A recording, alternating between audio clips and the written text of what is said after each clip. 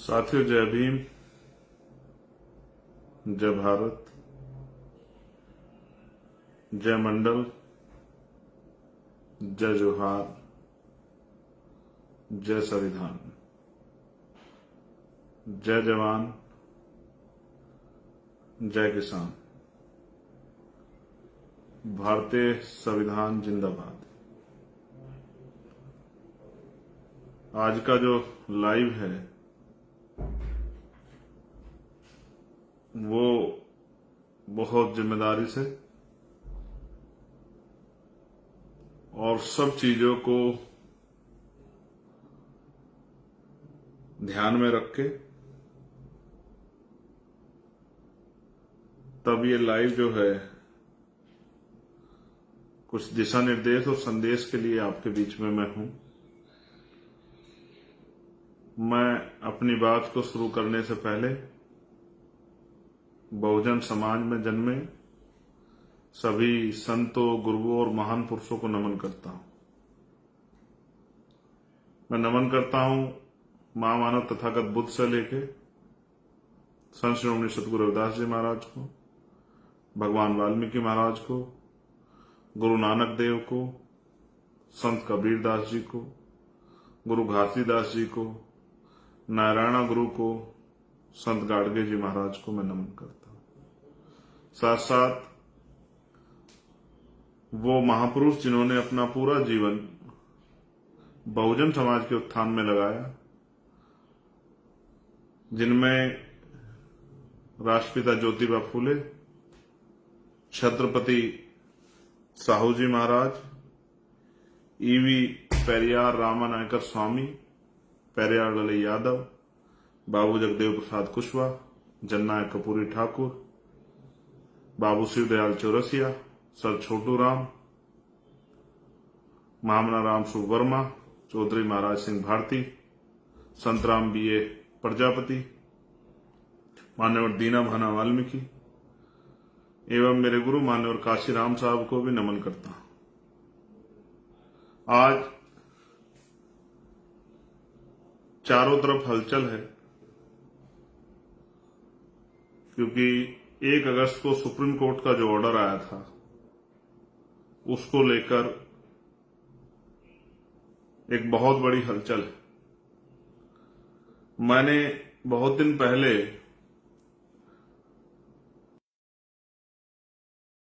जब मैं जेल में था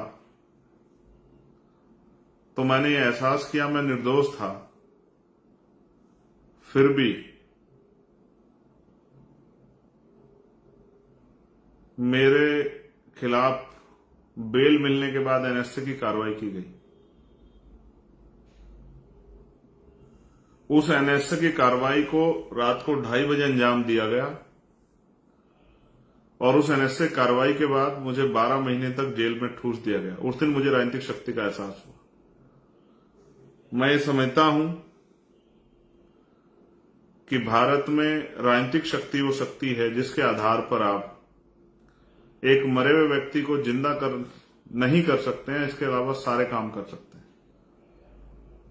आप योजना बना के अंतिम पायदान पर बैठे व्यक्ति को इज्जत की जिंदगी दे सकते हैं। आप तमाम तरह के भ्रष्टाचार को, तमाम तरह की गलत पॉलिसियों को, तमाम तरह के जुर्म जाति को रोक सकते हैं। फिर मैं राजनीतिक काम में ज्यादा लग गया। मुझे लगा कि राजनीतिक शक्ति बनाकर ही हम अपने वंचित समाज को उनकी इस दुर्दशा से, परेशानी की जिंदगी से बाहर निकाल सकते हैं। जब हम इस काम को कर रहे हैं तो जो हजारों साल से हमारे विरोधी रहे हैं वो लोग भी कुछ ना कुछ काम तो कर ही रहे होंगे। मैंने कई बार पहले भी अपनी बात में कहा कि नीयत का बहुत बड़ा खेल है। मैं आज ये भी स्वीकार करता हूं कि कुछ खामियां उन लोगों में रही हैं जो लोग अपने पैरों पर खड़े हो पाए आरक्षण की वजह से। मैं कतई भी ये नहीं कहूंगा कि किसी जाति में या किसी जाति पे टिप्पणी करके कि वो पढ़ते लिखते नहीं है या इस तरह की कोई बात करके मैं किसी को अपमानित करना चाहूं, ये बिल्कुल भी सत्य नहीं। जिस तरह की भाषा का प्रयोग मनुवादी लोग हमारे लिए आरक्षण पे करते थे, आज उसी तरह की भाषा का प्रयोग हम लोग करें तो ये सत्य नहीं। मेरा जमीर इस बात की गवाही मुझे नहीं देता। इस आंदोलन में ना मुझे ना मेरे किसी भी साथी को धक्का किसने नहीं दिया या जबरदस्ती हमें भेजा। हमने ये आंदोलन मन से स्वीकार किया है। हमारे लिए कोई रोजगार करने का या पेट भरने का या कोठी बंगले बनाने का आंदोलन नहीं है। हमारे लिए ये आंदोलन समाज को उसके पैरों पर खड़ा करने का है।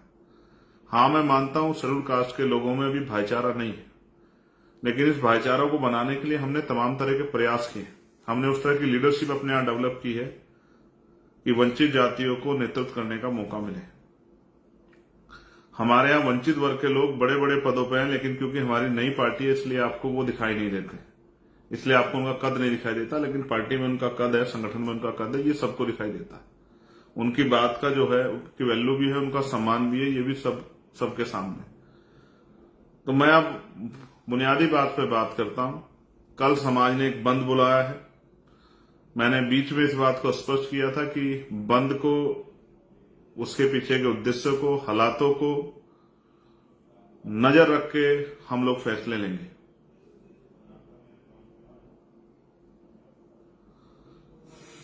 मैं सरे की बात नहीं करता हूं, ना मैंने कभी ये प्रयास किया कि किसी तरह का सरे किसी को मिले। कुछ लड़ाइयां समाज हित में लड़ी जाती। मेरे कंधों पे भी जिम्मेदारी है कि कल जब समाज सड़कों पे उतरेगा, वो किसी भी उद्देश्य के लिए उतरे, तो उसका संरक्षण करना जरूरी। इतने बड़े समाज को मनुवादियों की कठपुतली बनने के लिए मैदान में नहीं छोड़ा जा सकता है।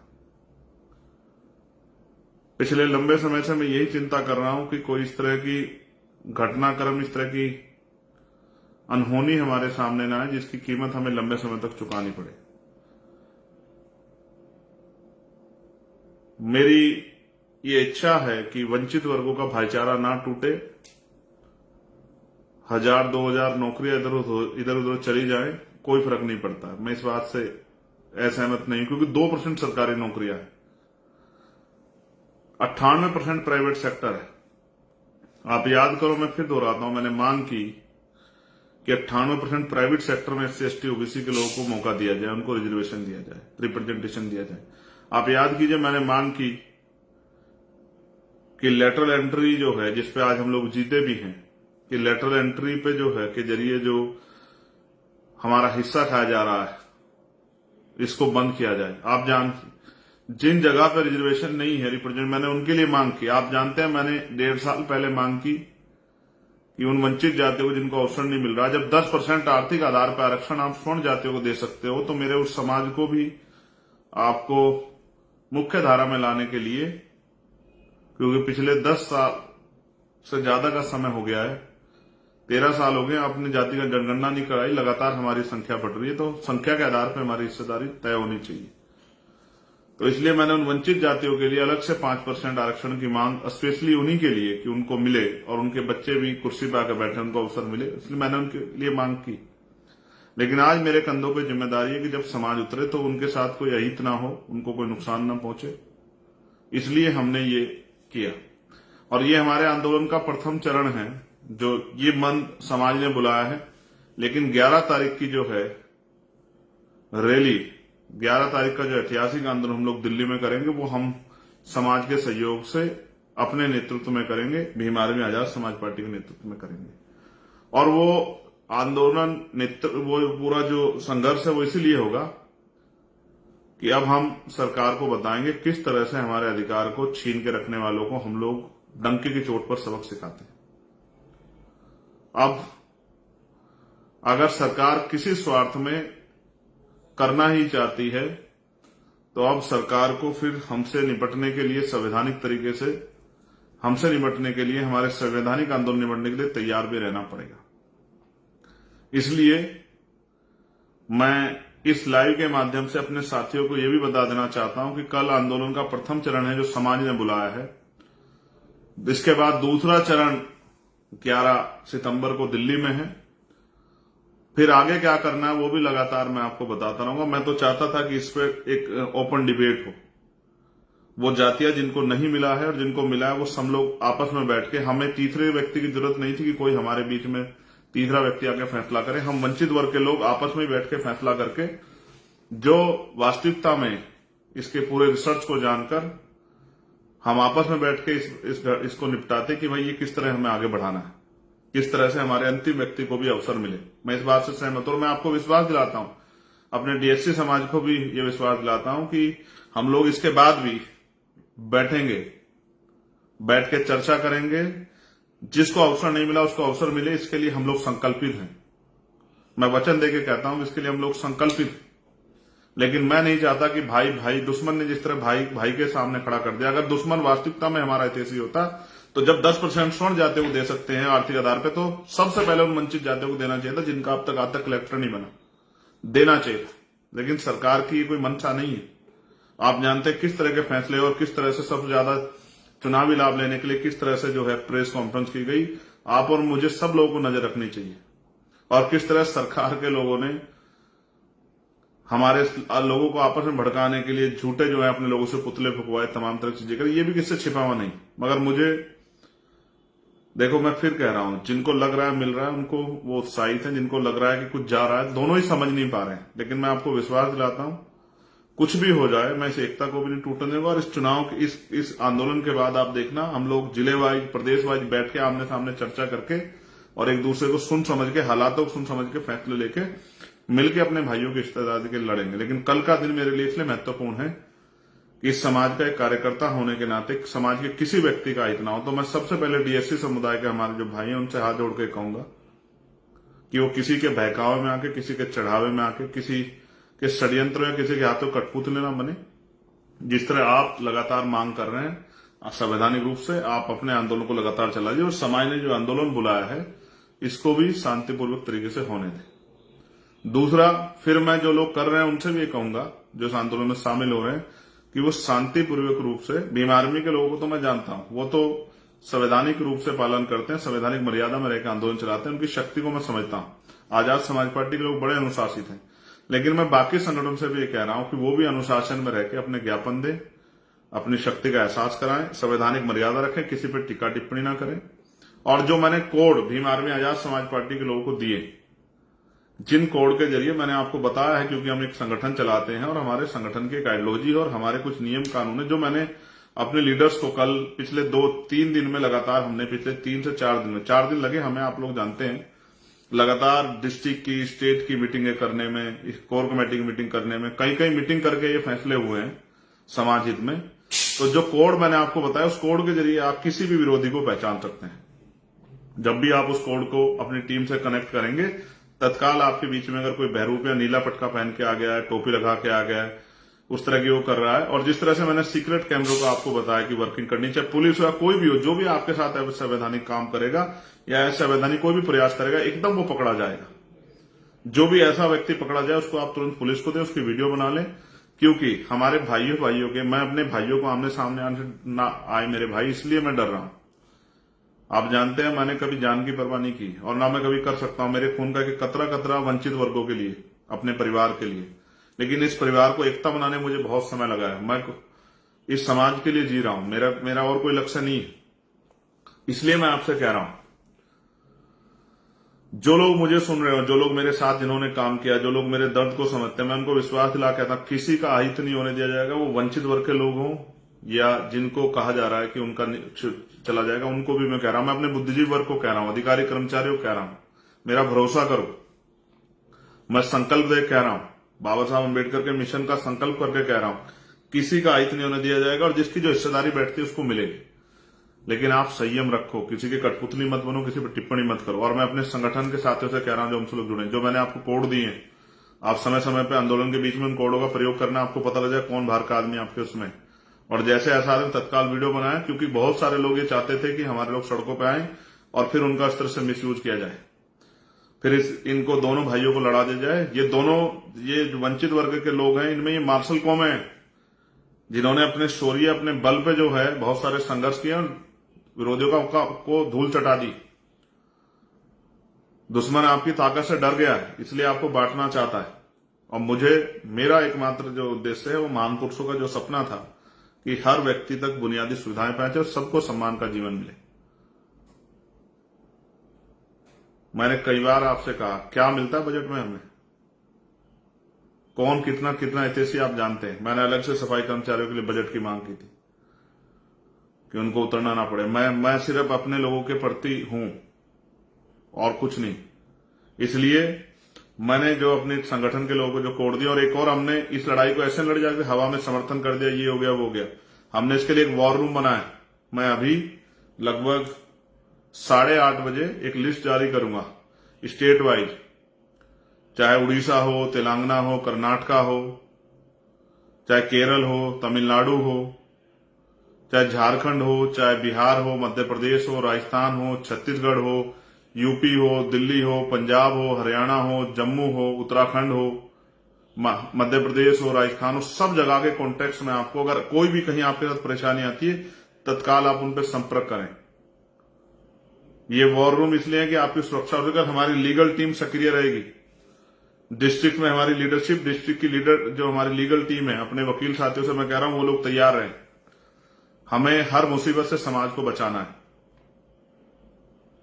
अब तक इन समाजों से राजनीति होती आई, अब पहली बार एक एकता बनकर हम लोग प्रयास किए, उस एकता से लोग डर गए। इसलिए जो मैंने कहा उस कोड का प्रयोग करना है। जो बीच में आपका कोई घुसेगा तत्काल पकड़ा जाएगा, फिर उसको कानूनी रूप से सबक सिखाया जाएगा। और दूसरा, लगातार जो है यही किसी भी आंदोलन को जो है चलाने का यही तरीका होता है कि आपके पास कुछ सीक्रेट प्लान होना चाहिए।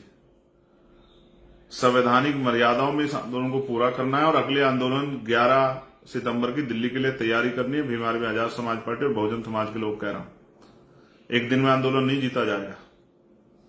और अब हमारी मांग जो है मैंने आपको बता दी है। हमारी मांग सिर्फ ये नहीं है छोटी मोटी मांग।